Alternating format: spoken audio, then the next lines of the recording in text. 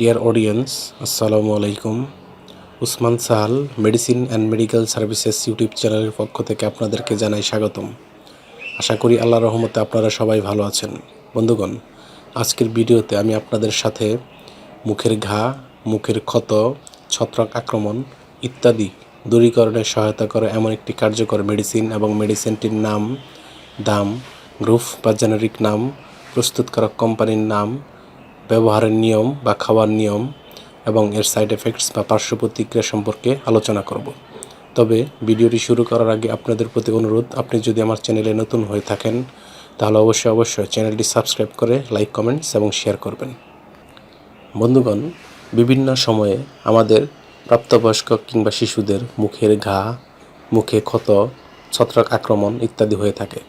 এইসব সমস্যার সমাধানের জন্য আমরা ডাক্তারের শরণাপন্ন হই এবং ডাক্তারগণ তাদের পরামর্শপত্রে বা প্রেসক্রিপশনে যে জেলটির কথা বলে থাকেন তার নাম হলো ডেকরিন ওরাল জেল। এটির গ্রুপ বা জেনেরিক নাম হলো মাইকোনাজল নাইট্রেট এবং এটির উৎপাদনকারী প্রতিষ্ঠানের নাম হচ্ছে general pharmaceuticals limited. Decorin oral gel, যেটির 15 গ্রাম টিউবের, সেটির দাম মাত্র 60 টাকা।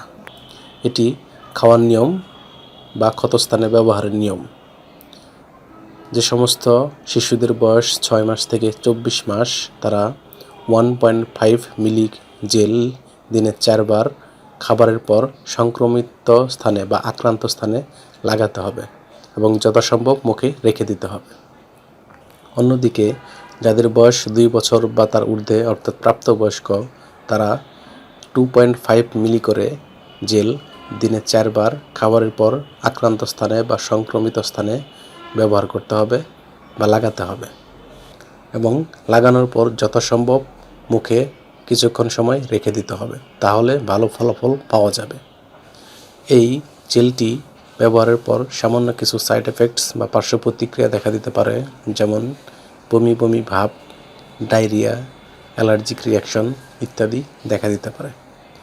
গর্ভাবস্থা এবং স্তন্যদানকালীন সময়ে এটি ব্যবহার করা যাবে কিনা বা খাওয়া যাবে কিনা সেই বিষয়ে অবশ্যই পরামর্শ রেজিস্টার্ড চিকিৎসকের অনুযায়ী নিতে হবে। অর্থাৎ চিকিৎসকের পরামর্শ ব্যতীত কোনো ঔষধ লাগানো, ব্যবহার কিংবা খাওয়া যাবে না। এই ঔষধটি আলো ও তাপ থেকে দূরে ঠান্ডা এবং শুষ্ক স্থানে রাখতে হবে এবং শিশুদের হাতের নাগালের বাইরে রাখতে হবে এবং যে কোনো ঔষধ ক্রয়ের পূর্বে অবশ্যই ঔষধের উৎপাদন তারিখ এবং মেয়াদ উত্তীর্ণ তারিখ দেখে নিতে হবে। ধন্যবাদ।